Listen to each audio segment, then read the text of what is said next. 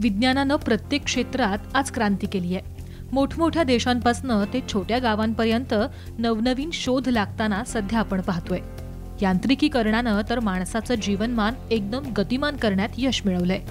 या यांत्रिकीकरणाचा लोकांच्या दैनंदिनीवर एवढा प्रभाव आणि परिणाम झालाय की पुणे मुंबई सारख्या मोठमोठ्या शहरातून यंत्रासारखी माणसं धावताना आपल्याला दिसतात। बदलती जीवनशैली आणि दररोजची धावपळ ही माणसांच्या अंगवळणी पडलेल्या गोष्टी समजल्या जातात। भिंतीवरच्या घड्याळाचा काटा म्हणजे अशी धावपळ सुरू करण्याची आणि ती या काट्याप्रमाणे गतिमान करण्यासाठी कळत नकळत स्वतःशीच स्पर्धा करायला लावते की काय, अशा परिस्थितीतनं माणसांना काम करताना आपण पाहतो। विज्ञानाची क्रांती आणि झपाट्यानं विकसित होत चाललेली पाश्चात्य संस्कृती या गतिमान आयुष्याचं एक कारण समजलं जात असून या गतिमानतेमध्ये वेळ या दोन अक्षरांचं महत्त्व प्रत्येक उंबरठ्यापर्यंत येऊन पोहोचलंय। विभक्त कुटुंब पद्धतीमध्ये आजची समाज व्यवस्था जीवन जगत असताना ज्या गतीनं विकासाची उंची गाठली जाते त्याला तोड नाही। कम्प्युटरवरच्या एका क्लिकनं जगाला जवळ आणायची किमया केल्यापासनं या गतिमान आयुष्याची खऱ्या अर्थानं सुरुवात झाली। विज्ञानानं केलेल्या या क्रांतीमुळे माणसाचं आयुष्यमान वाढलं असलं तरी माणूस हीच माणसाची पहिली गरज असून माणुसकीच्या कक्षा रुंदावणं हे यंत्राचं काम नसून ते माणसाचंच काम असल्याची गरज पुन्हा एकदा अधोरेखित केल्याचं जाणवतंय। एकत्र कुटुंब पद्धती लोप पावली आणि कुटुंब व्यवस्था ती जगण्याचं तंत्र बदलल्याचं आपण दररोज अनुभवतो। काम या संकल्पनेनं माणसाला एवढं झपाटून टाकलंय की सकाळची संध्याकाळ केव्हा होते आणि रात्रीचा दिवस कसा होतो हे कळेनासं झालंय।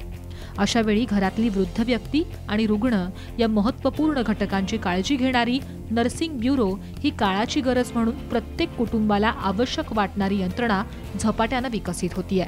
मेट्रो सिटीमधनं या गोष्टी मोठ्या प्रमाणात आढळत असल्या तरी आता प्रत्येक ठिकाणी अशा सेवा सुरू होत आहेत। मराठवाड्यातील लोकांना आपलं घरपण टिकवून ठेवण्याचा आनंद देणारा आणि प्रत्येक टप्प्यात आयुष्याचं महत्त्व वाढवण्याचं काम जिव्हाळा नर्सिंग ब्युरोनं गेल्या 10 वर्षांपासून औरंगाबादमध्ये सुरू केलंय। बदलत्या सामाजिक घडामोडी पाहता आज अनेक कुटुंबांमधल्या अडचणी वाढण्याचं प्रमाण आपण जास्त होत असल्याचं बघत आहोत। विशेष करून जर बघितलं तर मर्यादित कुटुंब संख्या आणि ज्या कुटुंबामधून पती पत्नी दोघंही काम करत आहेत अशा परिवारामध्ये वृद्ध लोकांची हेळसांड होण्याचं प्रमाणही गेल्या काही वर्षांमध्ये वाढलेलं बघतोय। रुग्णसेवा ही ईश्वर सेवा समजली जाते आणि ती योग्य वेळी जर सेवा मिळाली तर रुग्णांसाठी वरदान ठरते। अशीच रुग्णसेवा ही घरपोच सेवा देण्याच्या उद्देशाने जिव्हाळा या संस्थेनं औरंगाबादमध्ये अतिशय मोलाचं काम सुरू केलेलं आहे। गेल्या 10 वर्षापासून जिव्हाळा संस्थेनं औरंगाबादमधून सुरू केलेलं काम आता हे महाराष्ट्राच्या कानाकोपऱ्यापर्यंत पोहोचलेलं आहे की ज्या गरजू लोकांना रुग्णसेवा घरी हवी आहे अशा लोकांना दर्जेदार सेवा देण्याचं काम या संस्थेनं लीलया पार केलेलं आहे। येत्या काळामध्ये जिव्हाळा संस्थेनं मोठा संकल्प केला आहे। कॅन्सरग्रस्त आणि HIV ग्रस्त रुग्ण लोकांसाठी काही करण्याचा मानस या संस्थेचा असून अशा संस्थेच्या पाठीशी दानशूर लोकांनी उभं राहण्याचं खूप गरजेचं आहे। कुटुंब व्यवस्थेत जिव्हाळा या शब्दाला खूप महत्त्व आहे। धकाधकीच्या या जीवनात अतिशय समर्पक असं नाव देऊन डॅनियल दास यांनी रुग्णसेवा आणि वृद्धसेवा या घरपोच देण्याच्या कामाला एका वेगळ्या उंचीपर्यंत पोहोचवलंय। ज्यावेळेस मी नोकरी करत होतो, नोकरी करत असताना मला जाणवलं की ह्या ठिकाणी अशी प्रोफेशनल अशी सर्व्हिस अवेलेबल नाही आहे औरंगाबाद ह्या ठिकाणी। तर त्या दृष्टिकोनातून मग मी आणि माझ्या मिसेसनी ह्या व्यवसायामध्ये उतरण्याचं निश्चित केलं आणि आम्ही छोट्या जाहिरातीद्वारे जाहिरात वगैरे देऊन तर आम्ही रिस्पॉन्स बघितला। त्यामुळे आम्हाला चांगल्या प्रकारे रिस्पॉन्स मिळाला आणि रिस्पॉन्स मिळाल्यामुळे मग आम्ही माझी नोकरी वगैरे सोडून आम्ही पूर्ण वेळ ह्या कामामध्ये लागलो। सुरुवातीला म्हणजे आम्हाला खूप कमी पेशंट्स होते तरी त्याच्यातून आम्ही हे करत असताना म्हणजे बऱ्याचशा अडचणींना सामोरे जात आम्ही इथपर्यंत आता आलेलो आहोत। घरी जे पेशंट असतात वयोवृद्ध वगैरे ज्यांची सेवा करण्यासाठी स्टाफची गरज असेल, घरामध्ये एक मॅनपॉवरची कमतरता असते, अशा ठिकाणी आम्ही सर्व्हिस देतो 8 तास 12 तास, म्हणजे लोकांच्या गरजेनुसार आम्ही सर्व्हिस प्रोव्हाइड करतो लोकांना. तर हा एक नर्सिंग ब्युरोचा एक भाग आहे. आणि केअर सेंटर म्हणजे आमचं केअर सेंटर म्हणजे ज्या लोक घरी पेशंटला ठेवू शकत नाहीत, सांभाळू शकत नाही किंवा स्टाफच्या भरोश्यावर ते आपलं घर सोडू शकत नाही, असे लोक आमच्याकडे आमच्या केअर सेंटरमध्ये इनडोअर पेशंट आमच्याकडे आणून ठेवतात. त्यांची आम्ही इथे पूर्णपणे काळजी घेतो. त्यांना जसं सकाळी चहा नाश्ता, 2 वेळचं जेवण, त्याच्यानंतर त्यांची आंघोळ पांघोळ, त्याच्यानंतर टॉयलेट बाथरूम, त्यांचे कपडे धुणं, त्यांना स्वच्छ ठेवणं, याच्यासाठी माझे इथे काही स्टाफ कार्यरत असतात. 24 तास इथे माझे स्टाफ असतात. आणि जेवण वगैरेसुद्धा आम्ही आमच्या घरातून म्हणजे घरगुती पद्धतीने त्यांना जेवण वगैरेची व्यवस्था केलेली आहे. तर अशा पद्धती आमची ही दोन्ही सेवा चालते.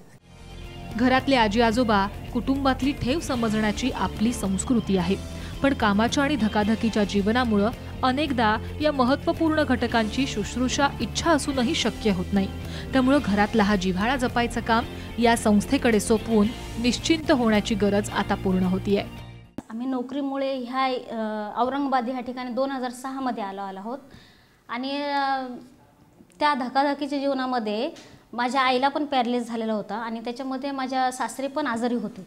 मग त्याच्यामध्ये आम्ही त्यांची काही सेवा करू शकलो नाहीत, कारण हालाकीची परिस्थिती होती आमची. मग त्यामुळे मग असं वाटलं की बाबा लोकांचीही आपण सेवा करावं आणि इतरांनाही रोजगार मिळावा. ह्या निमित्ताने आम्ही हे जिव्हाळा नर्सिंग ब्युरो म्हणून उघडलेलं आहे. तर जिव्हाळा नर्सिंग ब्युरो हे जे आहे ते एक हॉस्पिटल नाही. जिव्हाळा नर्सिंग ब्युरो जे आहे ते एक फक्त केअर सेंटर आहे, ज्या ठिकाणी आपण फक्त पेशंटांची सेवा शुश्रूषा करू शकतो.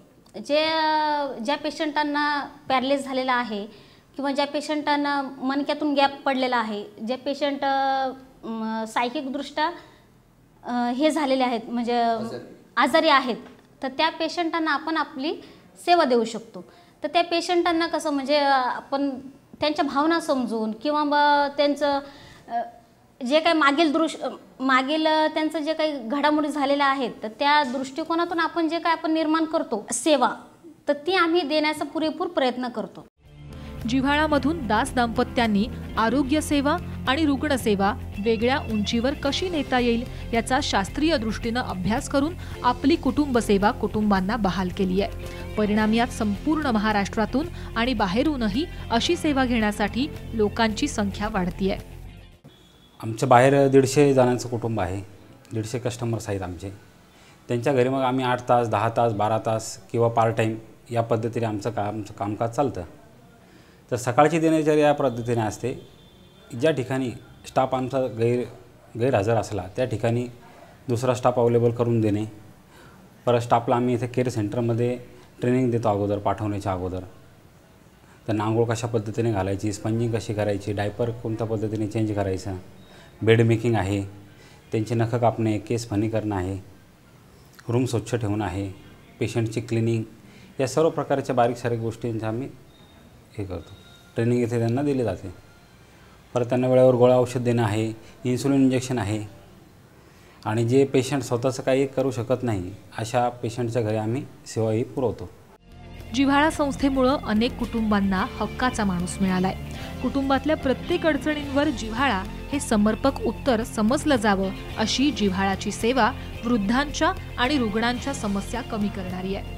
आज पैसा मिळवणं सोपं असूनही मनुष्यबळ कुठून आणायचं असा प्रश्न सर्वच कुटुंबांना भेडसावत असताना जिव्हाळा संस्थेनं माणुसकीचं नातं टिकवणारी सेवा सुरू केली. त्यांचा दर्जा, प्रामाणिकपणा आणि स्वच्छता या जमेच्या बाजू समजल्या जातात. जिव्हाळा या संस्थेशी माझा संबंध तसा 2006 साली आला. माझे वडील दवाखान्यात ॲडमिट असताना दास सरांचं तेव्हा त्यांचं पडेगावला हे होतं, इन्स्टिट्यूट होतं. तर त्यांनी तेव्हा आम्हाला एक त्या वडिलांना अटेंड करण्याकरता स्टाफ दिला होता व तेव्हाही त्यांचे सर्व्हिसेस खूप चांगल्या होत्या. आणि त्याच्यानंतर आता मागच्या जानेवारीमध्ये आमच्या आईकरता आम्ही ते जिव्हाळामध्ये कॉन्टॅक्ट केला व त्यांनी आम्हाला स्टाफ दिलेला अटेंड करायकरता. व त्यांच्या ज्या सर्व्हिसेस आहेत, त्यांनी जे दिलेलं स्टाफ आहे, त्यांची वागणूक जी आहे स्टाफची ती अगदी घरातल्या लोकांसारखी मिसळून व पेशंट आहेत किंवा जे रुग्णसेवा जी म्हणता येईल ती रुग्णसेवा अत्यंत आपुलकीने करतात. जसं आपण असं 3-1 महिन्यात आम्हाला ते दोन्ही जे आमच्याकडे अटेंडंट हे दिले होते, स्टाफ दिले होते, त्यांनी ते दोन्ही स्टाफ आम्हाला असं आमच्या घरच्यासारखेच वाटायला लागले होते आणि त्यांनी पण ते खूप जीव लावून आमच्या आईची सेवा केली. आता गेल्या 27 तारखेला 27 जूनला माझ्या आईला देवाज्ञा झाली. तोपर्यंत ते आमच्याकडे कार्यरत होते. लोकांना घरपोच सेवा देण्याच्या उद्देशानं जिव्हाळा सुरू झालं. मात्र यात अनेकांच्या सूचनेप्रमाणे केअर युनिटही सुरू झालं. त्यामुळं 20 लोकांची सोय असणाऱ्या केअर युनिटमधनं रुग्णांची दिनचर्या सांभाळून त्यांच्या जीवनात पुन्हा आनंद देण्याचं काम जिव्हाळा करतंय. आताच्या परिस्थितीमध्ये आमच्या जवळजवळ 100 ते 150 पेशंट्स आहे ज्यांच्या घरी आमची सर्व्हिस चालू आहे आणि बऱ्याचशा महाराष्ट्राबाहेरपर्यंत सुद्धा आमची सर्व्हिस चालते. ऑल ओव्हर महाराष्ट्रामध्ये आहे आमची सर्व्हिस लोकांच्या घरापर्यंत. 24 तासाची आम्ही सर्व्हिस प्रोव्हाइड करत असतो बाहेरगावी आणि लोकलमध्ये 8 तास, 12 तास आणि 24 तास आज गरजेनुसार आम्ही सर्व्हिस प्रोव्हाइड करत असतो. एक चांगल्या पद्धतीची आम्ही कस्टमरला सर्व्हिस देऊ शकतो प्रोफेशनल पद्धतीने. आमच्या केअर सेंटरमध्ये पण आम्ही एकदम प्रोफेशनल पद्धतीने पेशंटची सेवा करतो, चांगली त्यांना ट्रीटमेंट देतो आणि बाहेरसुद्धा माझे स्टाफ चांगल्या प्रकारे प्रोफेशनली सेवा देतात. त्याच्यामुळे लोकांचा दिवसेंदिवस आमच्यावरती खूपच विश्वास हे झालेला आहे. त्याच्यामुळे लोकांच्या म्हणजे माउथ टू माउथ पब्लिसिटीमुळे आमच्याकडे बरीचशी कामं येत असतात. 20 बेड्स आमचं केअर सेंटर आहे ज्या ठिकाणी पूर्ण सुविधा आहेत. प्रत्येक रूममध्ये आम्ही TV आहे, व्हेंटिलेशन आहे आणि प्रकाश, हवा वगैरे म्हणजे चांगल्या पद्धतीचं पेशंटांसाठी आम्ही वातावरण ह्या ठिकाणी निर्माण केलेलं आहे. बरेचसे माझे जे काही क्लायंट आहेत ते बाहेरगावी राहणारे असे आहे ज्यांचे आईवडील औरंगाबाद आणि बऱ्याचशा ठिकाणी राहतात. जे लोक त्यांची सेवा करू शकत नाही अशा ठिकाणी आमची सर्व्हिस चालू आहे. काही लोक म्हणजे ऑनलाईन आमचा जो पेमेंट वगैरे आमचे जे चार्जेस आहेत ते ऑनलाईन करत असतात. अमेरिका, कॅनडा, ऑस्ट्रेलिया अशा बऱ्याचशा ठिकाणावरून. माझं नम्रतेचं आव्हान आहे आपल्याला की ज्या दानशूर व्यक्तींना अशाच कार्यासाठी जर कोणी आम्हाला आर्थिक मदत केली किंवा कुठल्याही पद्धतीने कुठल्याही स्वरूपात जर तुम्ही मदत केली तर त्याद्वारे आम्हाला पाठबळ लागेल आणि आम्ही चांगल्या प्रकारे सेवा देण्याचा प्रयत्न करू.